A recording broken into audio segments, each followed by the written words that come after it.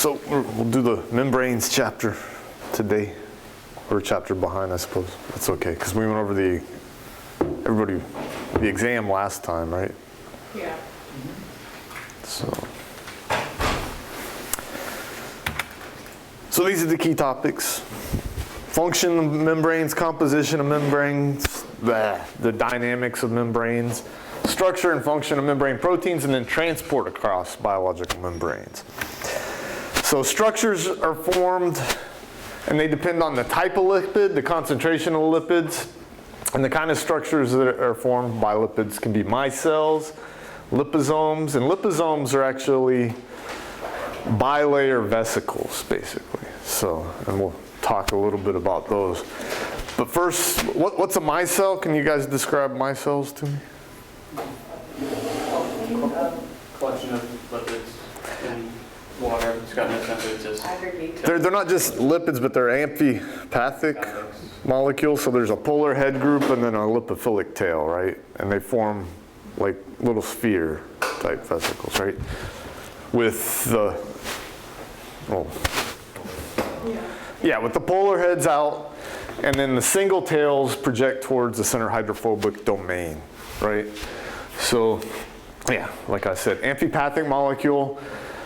Some biological molecules that form these are going to be fatty acids. Some non-biological molecules that you guys might be familiar with are SDS.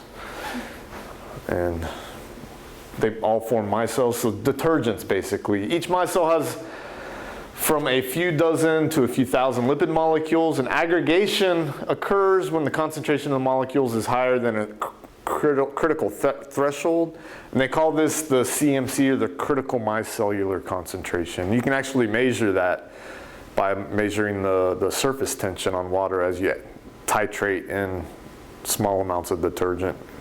You'll see a change in the surface tension once they spontaneously form these micelles.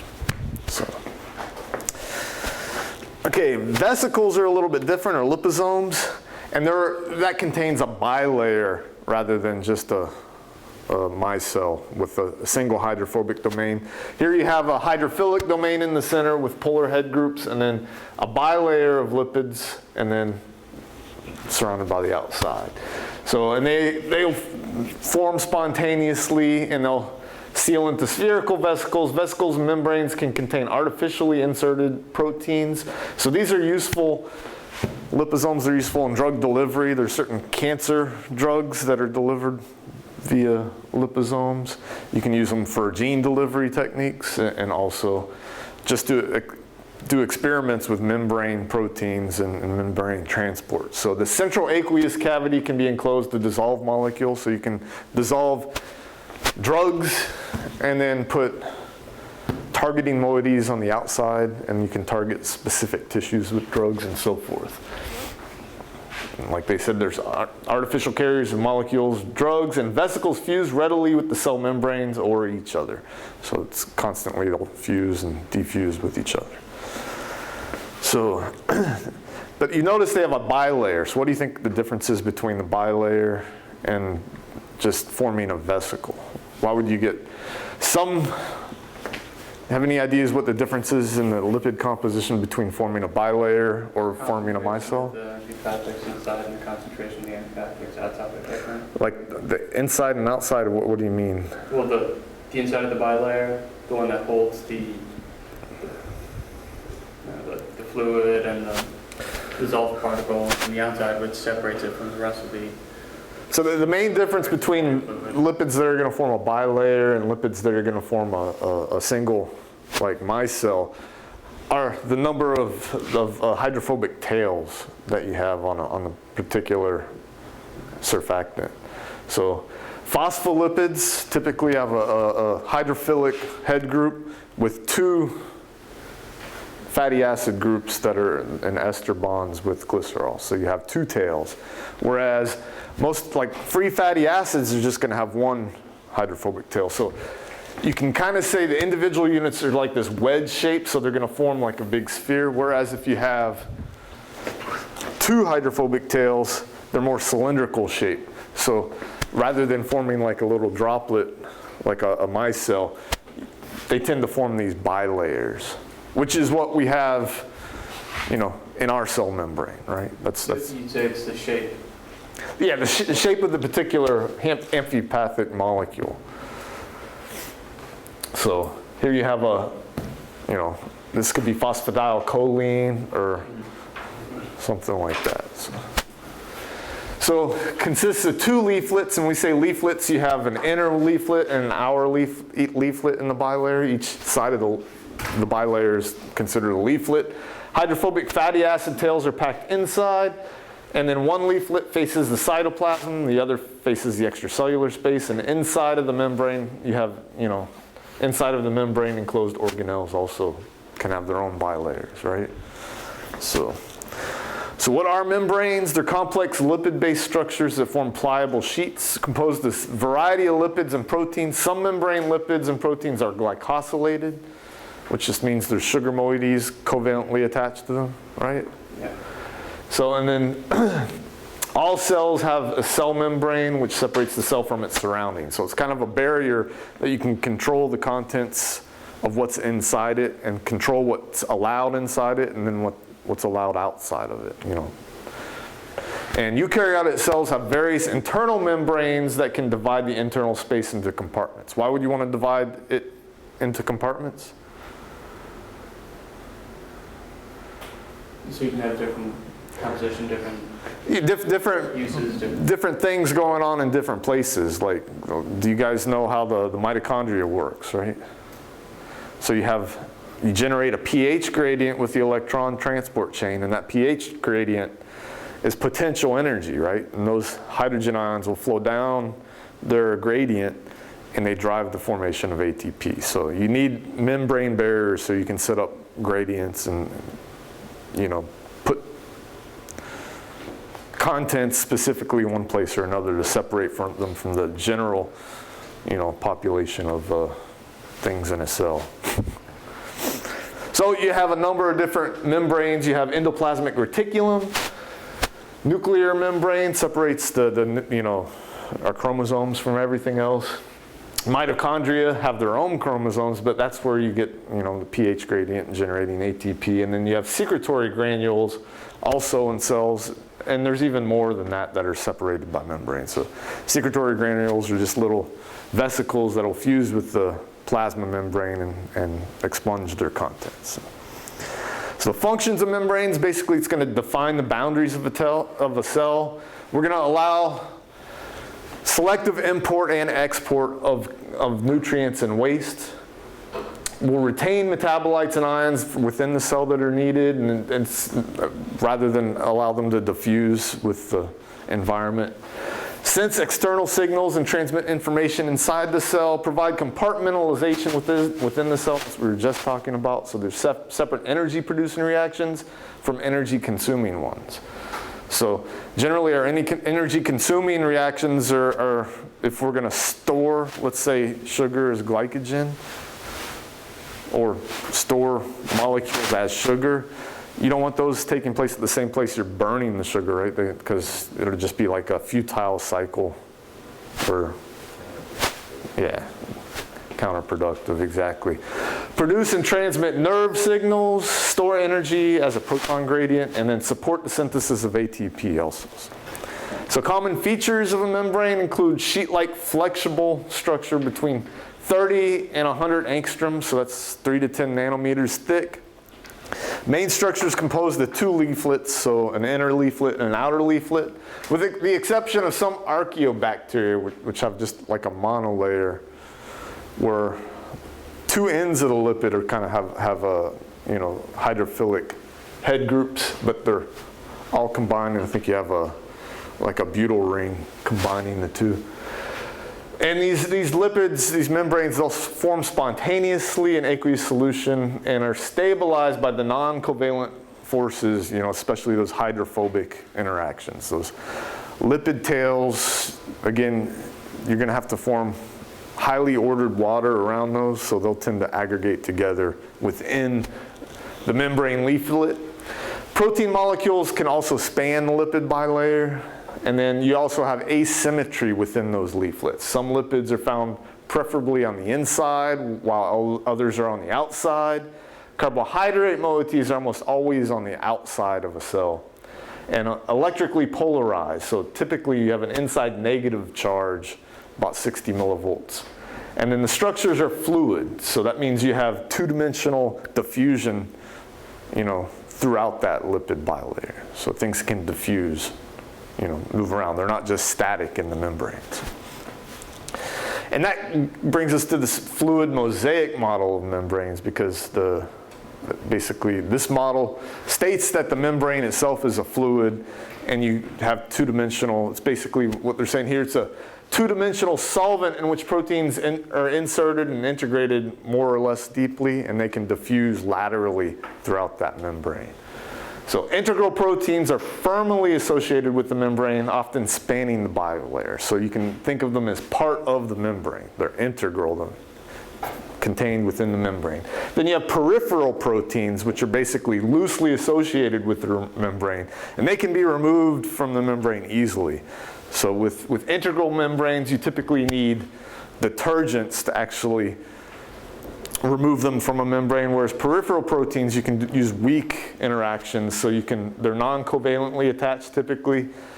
Some actually are linked covalently to a lipid themselves, but most are non-covalently attached, and you can use like alterations in salt concentration to remove those from the membrane. So that fluid mosaic model details, so this would be an integral membrane protein where you have the protein itself spans the membrane. Phospholipid polar heads, sphingolipids. Peripheral protein is loosely associated with the membrane. And then you have peripheral proteins that's covalently attached to the lipid, and so forth. And again, if you notice, all the sugar moieties on this membrane are extracellular. So lipid composition of membranes is different in different organisms, different tissues, and different organelles. So it's not all the same composition. You have a ratio of lipid to protein varies between those groups. Types of phospholipids will vary. The abundance and the types of sterol varies also. Prokaryotes lack sterols altogether. And cholesterol predominates in the plasma membrane, and then virtually absent in the mitochondrial membrane. That goes on to support that hypothesis that they were actually prokaryotes that became part of us, right? Galactolipids are abundant in plant chloroplasts, but almost absent in animals also. This is a table from your book showing you the different major components of a plasma membrane in the various organisms. And it just shows like human myelin sheath, 30% protein, 30% phospholipid, 19% sterol. Whereas in E. coli, we have 75% protein, 25% phospholipid, and 0% sterol, and so forth. And then membrane compositions are highly variable in different organelles. So the plasma membrane, we see a lot of cholesterol, small amount of phosphatidylcholine, small amount phosphatidylethanolamine, some minor lipids, and then sphingolipids also. Whereas in the nuclear envelope, we have mostly phosphatidylcholine, right? So you can see different organelles are going to have different constituents in their membranes. So membrane bilayers are asymmetric. So what does that mean, asymmetric?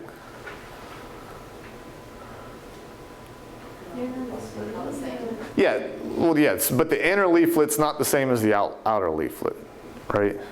So two leaflets have different lipid compositions. The outer leaflet is more often than not positively charged. Phosphatidylserine outside has special meaning. Platelets, they'll activate blood clotting, and other cells, it marks the cell for destruction if you see a lot of phosphatidylserine on the outside of it. So that's like a signal to indicate to, if you see a lot of phosphatidylserine on the outside of a platelet, it's going to activate clotting or mark the cell for destruction. So, and this is a figure from a book showing you the different amounts of the different lipids on the outer monolayer versus the inner monolayer. So every component of the membrane exhibits asymmetry. Lipids, outer and inner leaflets have different lipid compositions. I had to move these around a little because the book one was messed up. But there's just this little bit of part, pretty much. So proteins, individual peripheral membrane proteins are only associated with one side of the membrane. Integral membrane, so proteins have different domains and different sides of the membrane. So you have an extracellular domain and intercellular domain. Specific lipid modification of protein targets that protein to a specific leaflet, and then carbohydrates are always on the outside. And they can, send signals basically what kind of carbohydrates you have on the outside of the cell. Blood typing is an example of that, right? And this is just a figure from your book showing you different composition and asymmetry within different leaflets. If you notice here, the plasma membrane, you have a lot of sphingolipids and cholesterols on the extracellular portion of the leaflet, and that actually makes its way from the trans-Golgi network, which has a different composition all the way about, but then as it produces membranes, it'll produce one that specifically looks like the plasma membrane. That'll form a transport vesicle, and as it fuses with the plasma membrane, it becomes part of the plasma membranes. So functions of proteins in the membrane. So the proteins associated with the membrane have numerous functions. They could be receptors. We have light receptors such as opsin, hormone receptors such as the insulin receptor is inserted in the membrane. Neurotransmitters, acetylcholine receptor is an example, and pheromone receptors such as our taste and smell receptors. Those are all membrane proteins.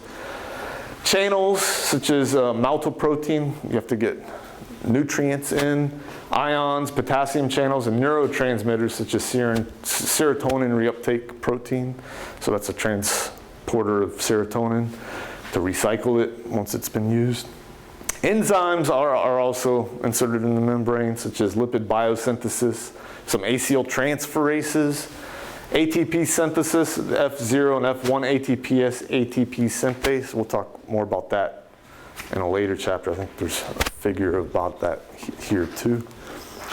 And the three types of membrane proteins are here. You have your peripheral protein, which are easy to disassociate from the membrane. If you just change the pH, you can introduce a chelating agent, which will take any divalent cations away.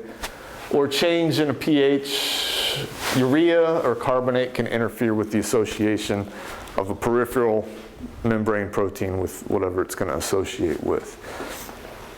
In this case, our peripheral protein is associated with a transmembrane integral membrane protein, and that has to be removed via detergent. So you'll form like a detergent layer around the transmembrane domain of an integral membrane protein. And then you can have lipid anchored membrane proteins, such as GPI anchored protein, and that can be removed via enzymatically, like phospholipase C is an enzyme that'll cleave this the lipid anchor from that protein.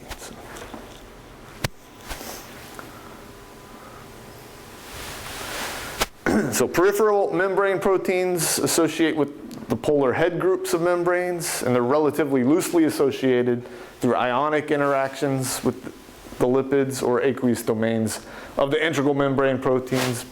And as I was just saying, you can remove it just by disrupting those ionic interactions. So if you increase the concentration of salt, you can cause interactions between the high concentration of salt and these peripheral proteins rather than the salt and the ions and the head groups themselves to disrupt those.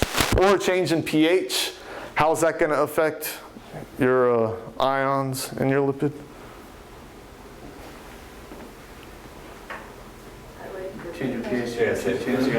Yeah, so you're altering the concentration of hydrogen ions. You're going to a higher concentration of hydrogen ions, more things will be positively charged. Lower concentrations, you'll have more negative charge there, right?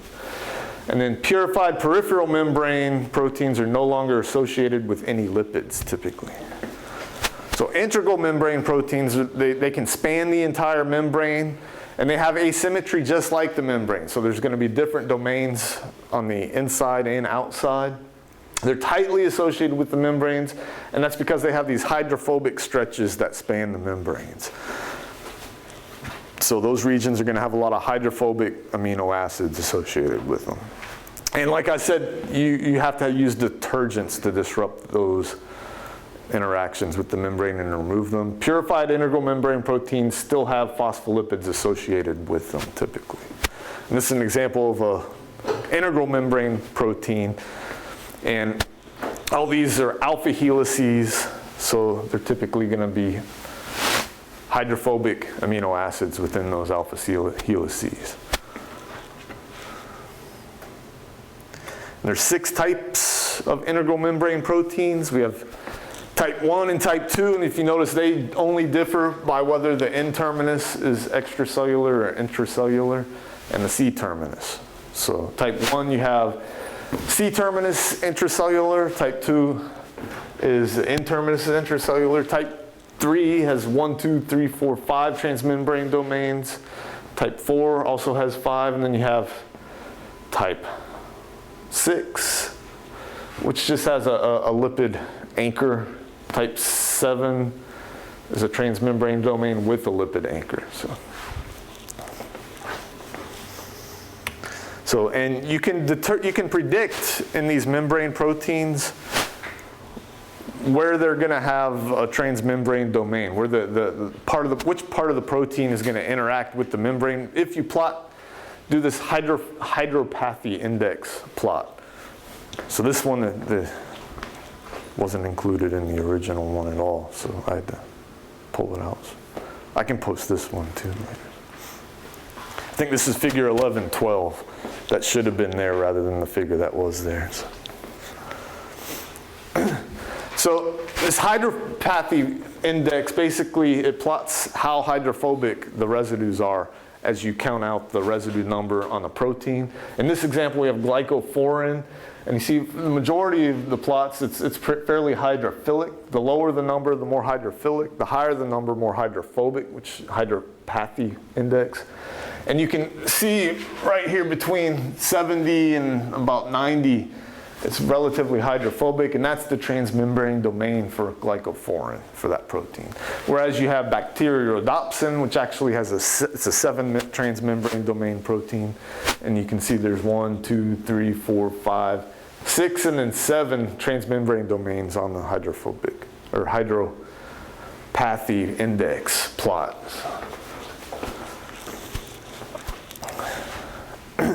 And you also find that certain amino acids are clustered in distinct regions based on their hydrophobicity. So oftentimes you'll see charged residues, right? Either extracellularly or intracellularly. Outside of that transmembrane domain, they'll interact with the cytoplasm or the extracellular space because they're very hydrophilic, charged residues, right? But right near the head groups of the lipids, you often find tryptophan and tyrosine. So those are both aromatic, so they're relatively hydrophobic, but both can form hydrogen bonds, right? Anybody, where can you form a hydrogen bond with the tryptophan, do you know? With the terminus, the second terminus? Yeah, the R group, both of these. So there's that nitrogen on that indole ring structure that can form hydrogen bonds. And with the tyrosine, what about that? You guys remember the structure of tyrosine? The hydroxyl? Yeah, the hydroxyl end of the phenol ring, basically. So the majority of transmembrane domains that we see, you form alpha helices inside the membrane, but you can form beta sheets. And these are examples of beta sheet transmembrane domain type proteins, FEP-A, OMPLA, or Multiporin. So with these, what do you expect the sequence of amino acids in one of these transmembrane domains would be, such as Multiporin? So Multiporin is a pore itself, so it's a transporter, so it lets things flow through it, kind of a hole in the membrane. Do you guys remember the sequence, which way the R groups go in beta sheet structures? R groups point. Yeah, opposite. So here you're going to have hydrophobic amino acids pointing one way, and immediately following you'll have a hydrophilic or a polar group pointing towards the center of that pore, right? Does that make sense? And they would just back to back, hydrophobic to polar, back to back. So. Lipid anchors, so some membranes are proteins or lipoproteins, and they contain covalently linked lipid molecules such as long-chain fatty acids, isoprenoids, sterols, or glycosylated phosphatidylonidosol groups. These glycosylated phosphatidylonidosol groups are important for cell signaling. We'll talk a lot about those, I think, in the next chapter and down the road. But the lipid can become part of the membrane, and the protein is now anchored to the membrane. Prion protein is another example of one of these. So the protein is now anchored to the membrane. It's a reversible process and allows targeting of proteins. Some, such as GPI anchors, are found only in the outer face of the plasma membranes. These are some examples of those. So you have a palmitoyl group on the internal side that forms a bond with a cysteine on a protein. In merithistol group on an amino terminus of a glycine. So these are all specific about how they form their lipid anchors. Here you have a farnesyl group that's, again, through a cysteine residue. And then you have an anidosol group that you have this GPI anchor on a carboxy terminus of a protein. So farnesylation of proteins, though, they're targeted to the inner leaflet on the plasma membrane by farnesylation. So the primary sequence is what targets this protein to this. There's a little a signature CAAX sequence where C is conserved cysteine, and if you remember, the cysteine is where you form that covalent bond for farnesylation. Right here, so you have a cysteine, and then the AA are just stand for an aliphatic amino acid, and the X is going to be a methionine, a serine, a glutamic acid, or an alanine. So this reaction, it's catalyzed, so it's an enzyme catalyzed reaction, farnesyl transferase. So farnesyl transferase transfers a farnesyl group to the cysteine on this protein. And non-farnesylated proteins do not go into the membrane and are inactive. So it's a promising cancer therapy, onco-RAS, with farnesylation. So. Physical properties of membranes. So as we said, they're dynamic. You can have lateral diffusion across them. They're not just static type structures. They can exist in various phases and undergo phase transition. And we're talking phase transition like from a more solid to a more liquid. And that's going to be referred to as a melting temperature. No, they're not permeable to large polar solutes or ions, and they are permeable to small polar solutes and nonpolar compounds. And permeability can be artificially increased by chemical treatment. So like when we want to get DNA into a cell, DNA has a lot of negative charge on it. So you have to treat that DNA or the membrane itself to get it to go in. So membrane phases depends on their composition and their temperature. The lipid bilayer can be like a gel phase or a fluid phase. Gel phase, individual molecules do not move around much. It's almost like, I think they refer to it as a liquid crystal type phase. Fluid phase is when they can move around easily. So that temperature that you get, that transition, is known as that melting temperature of the membrane, basically. So heating causes the phase transmission from a gel to a fluid, and under physiological condition, membranes are more fluid-like than gel-like and must be fluid for proper function. And that's because you need all the dynamics of diffusion and being able to move proteins and different membrane structures around. And this is just a figure from your book showing you the phase transition. Highly ordered phase, that membrane is thicker, and the lipid tails are stacked together more tightly. You add heat and you can get this liquid disordered state where you have more room. They kind of will fold in together and spread out a bit. If you notice, this gets wider and shorter, but those lipid tails are able to move around and interact a lot more differently with that increased energy that's added with the increased temperature. So organisms can adjust their lipid composition. And I think I talked about this last time a little, like plants, like growing in the cold, are going to have more, like polyunsaturated and unsaturated fatty acids because they have be more fluid at lower temperatures, whereas animals like us, we have saturated fats. They require a higher temperature to be more fluid at. So if you have organisms that can live in different climates, they're going to alter their lipid state to compensate for the change in temperature, right? So not just unsaturated lipids, but also the length, the chain length of lipids. So more fluid membranes require shorter or unsaturated fatty acids, right? And then the differences in TMs of fatty acids, so the shorter they are, the higher or lower the melting temperature will be.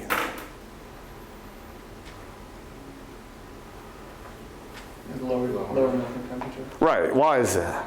They've got less to heat on. The less what? Less. Not necessarily less to heat up, but what kind of interactions are going on between those shorter lipid chains? Well, sort of surface area. Those, remember those, what are they called? Mondays are awful for me for words. Huh? Yeah, what kind of bonds do they form between each other? Intermolecular forces of lipids. So the van der Waals. Yeah, van der Waals. So they have less surface area for those van der Waals forces, which means those van der Waals forces are going to be less between them, right? Yeah. So which will translate to a lower melting temperature. And then at higher temperatures, you can make those chain lengths longer, or increase the saturation. Remember why saturated fats have a higher melting temperature than unsaturated? Yeah, what about the double bond and the unsaturated causes a lower melting temperature?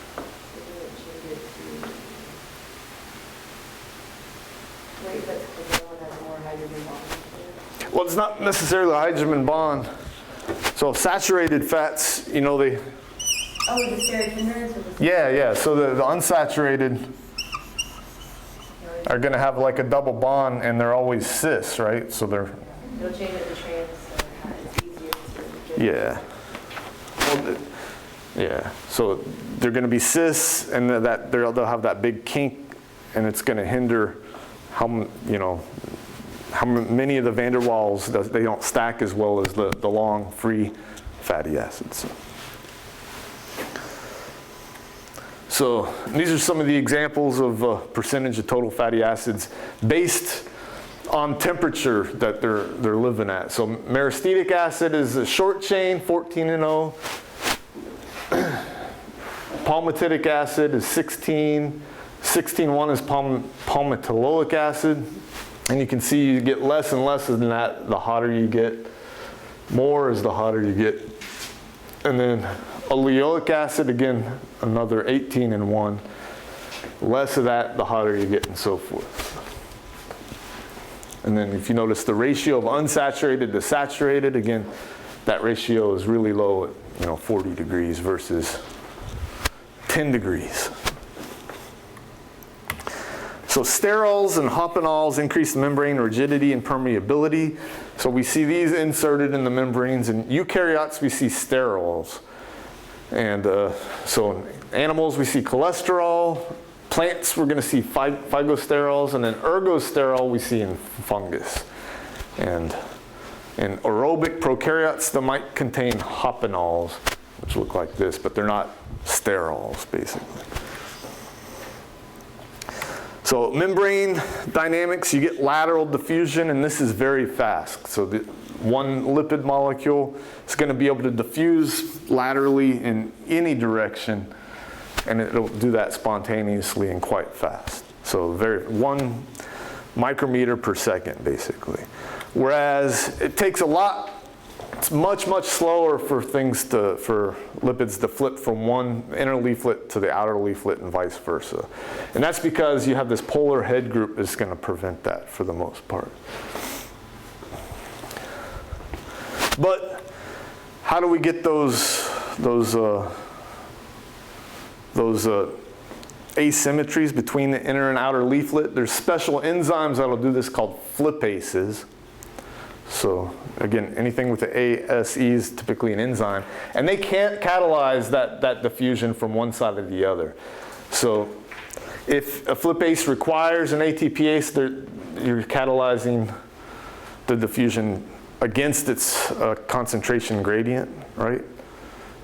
So if you go against the concentration gradient, you have to put energy into that system, so you're going to use ATP to do that. So flipases do that, moves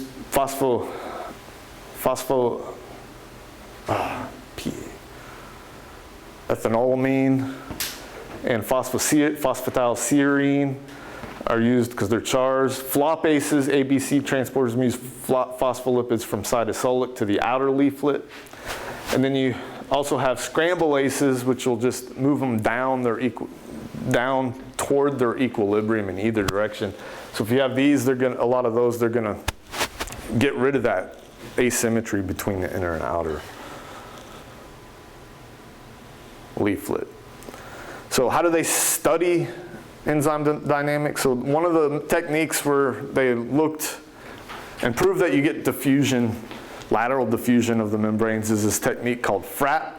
And it's called fluorescence recovery after photobleaching, which allows you to monitor the diffusion of those, lipids back to a portion of the membrane that you've photobleached, basically. So from the rate of return of lipids, the diffusion coefficient of the lipid leaflet can be determined.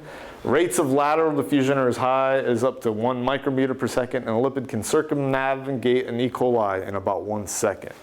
And the way they do this is first they're going to treat the cell with some kind of fluorescent label.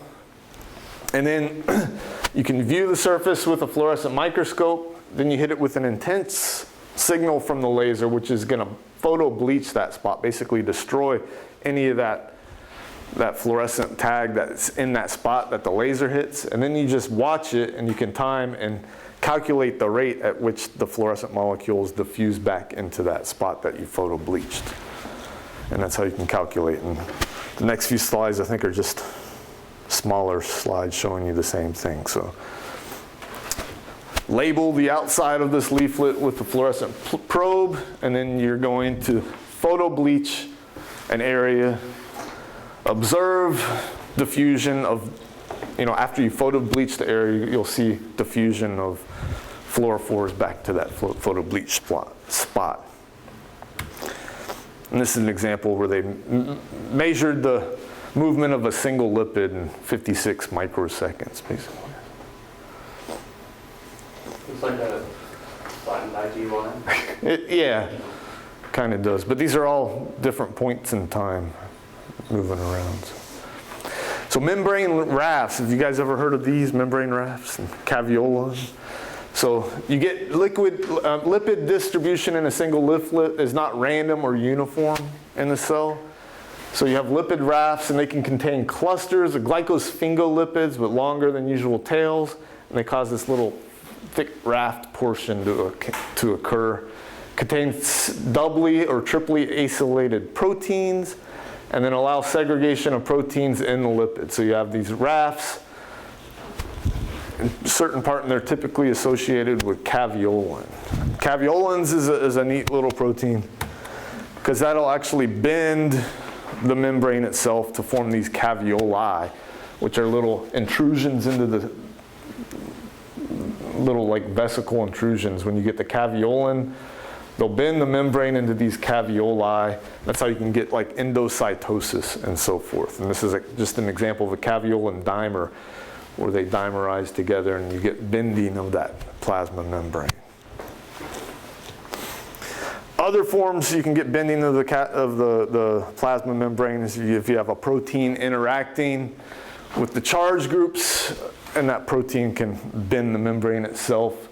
You can have proteins that inserted in the membrane that'll bend the protein also. And then these bar domains where you have polymerized proteins that do the same type of thing. So membrane fusion.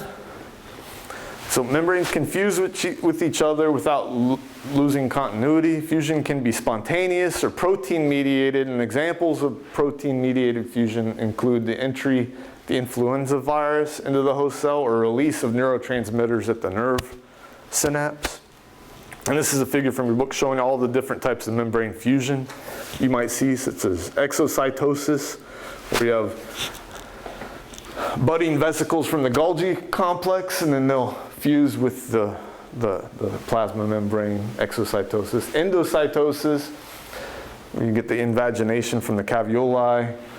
Endocytosis occurs, and then that can bud off into two separate vesicles. Fusion of the endosome and the lysosome. So the lysosome is here, this is an endosome, they fuse, and you'll digest the contents that you've endocytosed. Viral infection, so viral infection, a lot of viruses use that membrane fusion type method to infect cells, such as the flu virus. Fusion of a sperm and an egg includes membrane fusion, and the fusion of small vacuoles in plants, and separation of two plasma membranes at cell division. So this is a model of neurotransmitter release, and it requires these V snare and T snare proteins along with a protein named SNAP25. Basically, typically a lot of these are calcium induced, and you have V snare associated with the vesicles containing neurotransmitters, T snare associated with the plasma membrane, and SNAP kind of regulates the whole thing. As these two get closer together, the V snare and T snare and the SNAP will wind up, and it'll pull this vesicle towards the membrane and begin to fuse with it. They fuse with the membrane and then eventually release the neurotransmitter into the synaptic cleft. And I found these are way cooler than the figure in your book, if I can get here. Okay.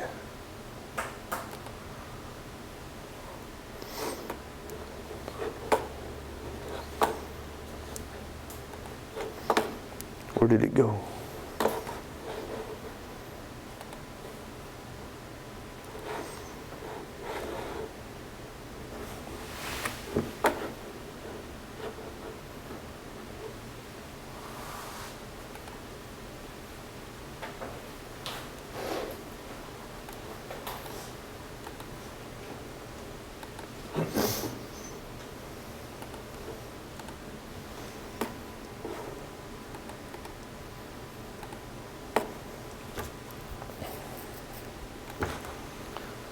For some reason, Explorer wouldn't do it.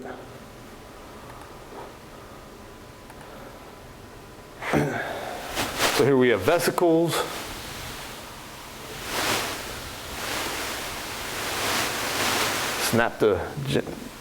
So there's SNAP25, synaptaxin, synaptobrevin, and a calcium channel is probably a voltage-gated calcium channel.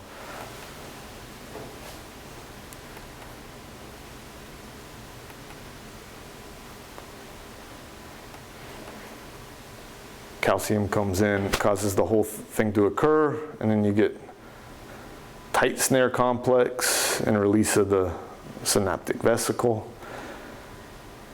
And these movies are basically showing you vesicle recycling. Remember catclathyrin?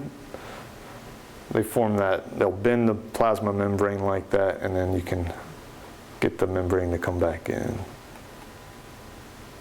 and recycle that vesicle. But this other one was a lot faster.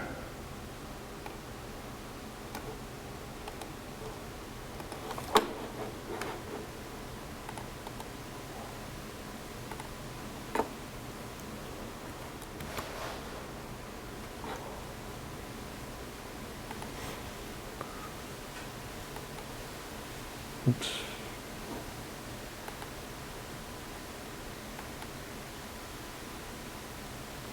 Again, calcium's the signal that caused this.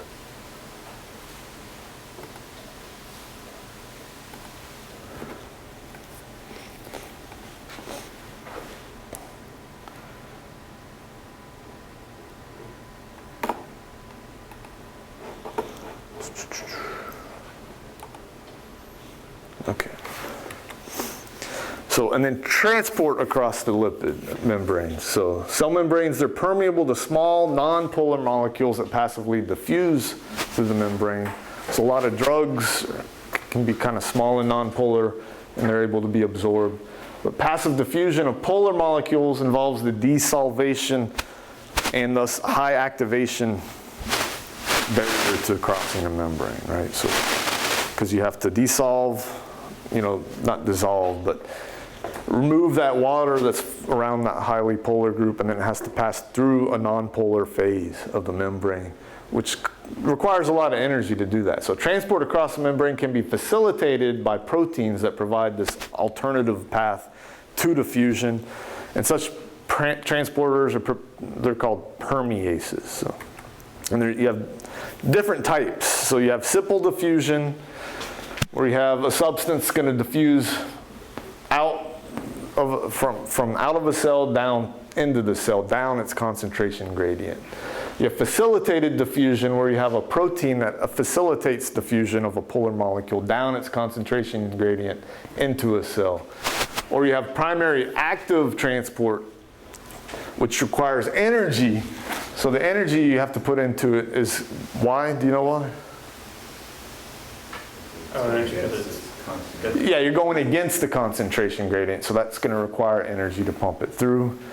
Another type that you see is this is Symport, or secondary active transport, where it requires energy, but rather than getting energy directly from ATP, where's this getting its energy? Get it from the ion. Yeah, the ion. And why is the ion flowing this direction?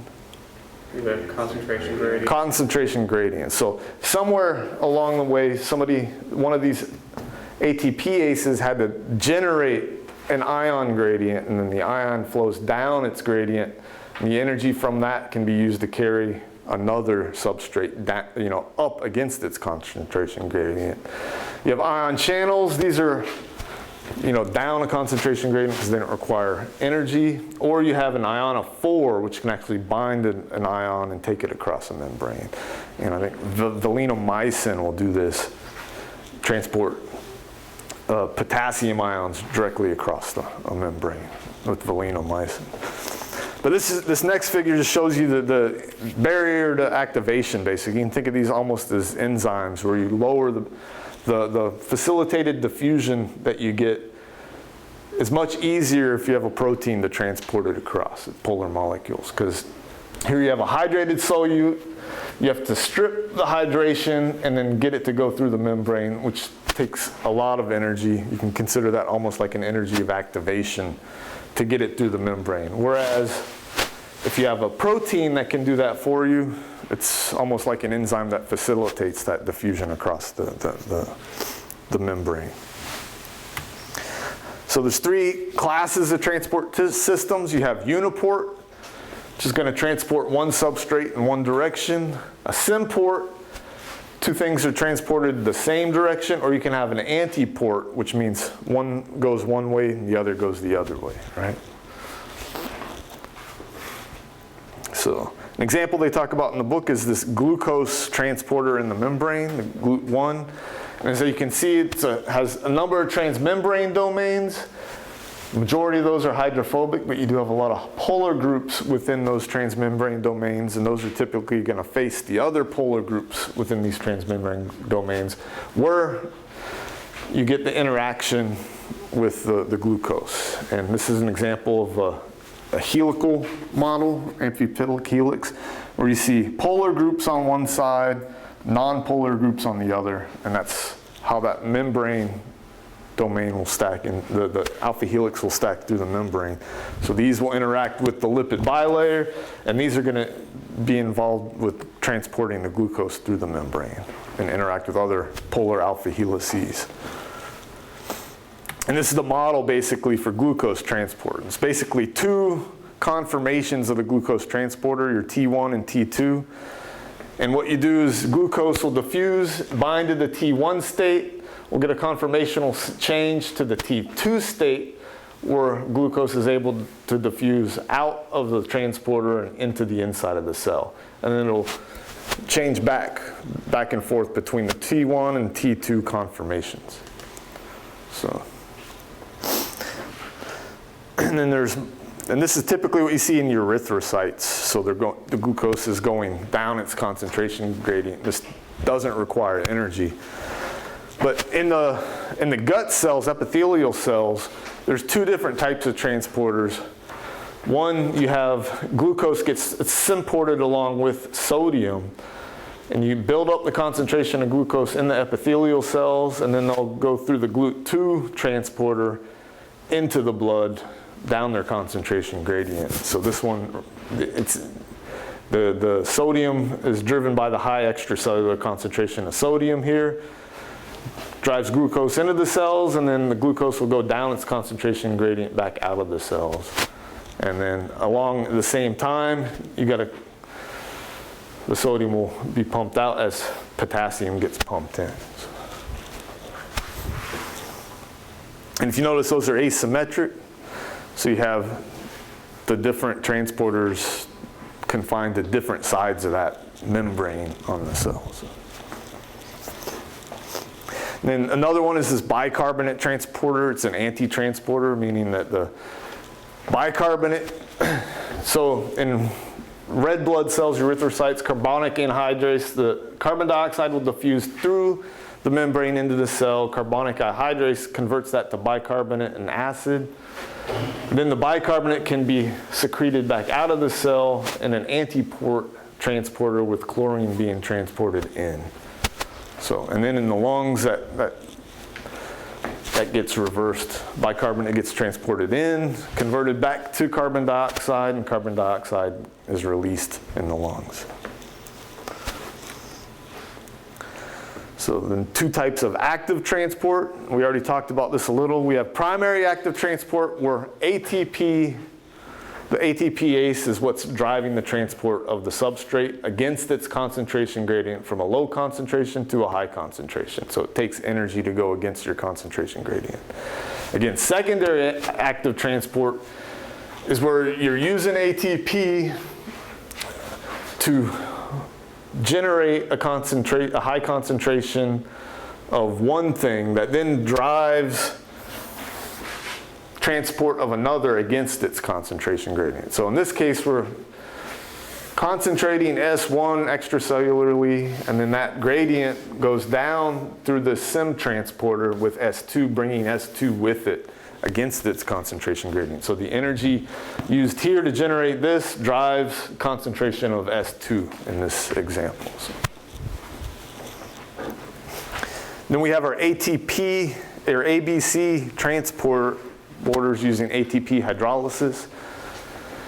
And you have in the cytoplasm a nucleotide binding domain, and then the transmembrane domain that transports the extracellular space. And you get this conformational change upon binding of a nucleotide, which will open up that transporter, and you're able to transport substrates one direction or the other. So the energy of hydrolysis, ATP hydrolysis, can be used to drive protons through the membrane, and that can cause pH control. So where are you going to drive an increase or a decrease in pH in the cell? In the lungs. Well, inside a cell themselves. Oh. So lysozymes, have you heard of those? Yeah, So if you endocytose nutrients, or if you want to degrade proteins, there's be a vesicle with a very low pH, and that's maintained with ATP hydrolysis that drives that pH gradient. Energy from the proton gradient can also be used to synthesize ATP, and where do we see that? Electron transport. Yeah, electron transport drives a proton gradient. That proton gradient then drives the synthesis of ATP, and that ATP synthetase, which they have a picture here, drives conformational changes that drives so as the hydrogen ions flow down in, their concentration gradient, which is really flowing this way. Why do they have this one? Anyways, I guess because it can go either direction. But with a higher concentration of hydrogen ions, In the matrix, it'll drive the conformational change between different states. I think there's a loose state that will bind both ADP and phosphate. Protons force this to turn, which will drive the conformational change here, changing it to a tight state, which only binds ATP really tight, which will force the bonding of ADP to phosphate. And then there's an open state, and that releases the ATP and doesn't bind either ADP or ATP. It changes again. You'll bind the ADP and ADP and phosphate. So. And then you also need transporters that transport water. And again, a lot of alpha helical structures here. Aquaporin transports water through the membrane, and we get those in the kidney, right? I think there's aquaporins in the kidney that actually, if you're consuming alcohol, it depresses your central nervous system, which depresses the production of the aquaporins, and they don't get inserted into that descending, not the Lupin-Henle, but the collecting duct. Yeah. So you get these aquaporins, they'll be in your collecting duct. They respond to antidiuretic hormone, right? So, and they'll help you retain water, basically. And if you've been drinking, you don't release that antidiuretic hormone. So these aquaporins don't end up in your collecting duct, and you don't reabsorb that water that ends up in your urine. You don't concentrate your urine. So then ion channels maintain gradients for active transport. And so in our nerves and muscles, we get action potentials, and those require ion gradients to drive that. So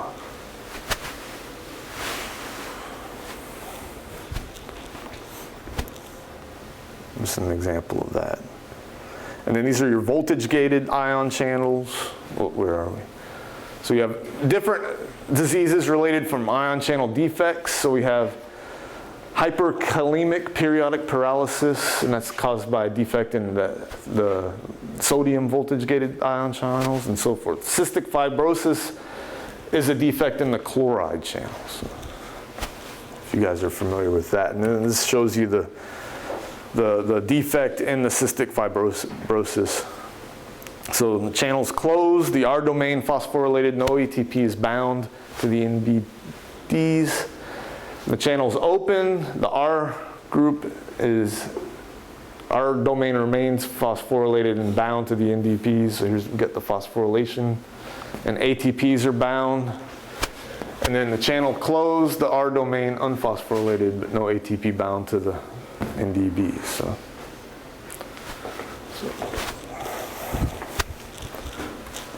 So that's it basically for the membrane.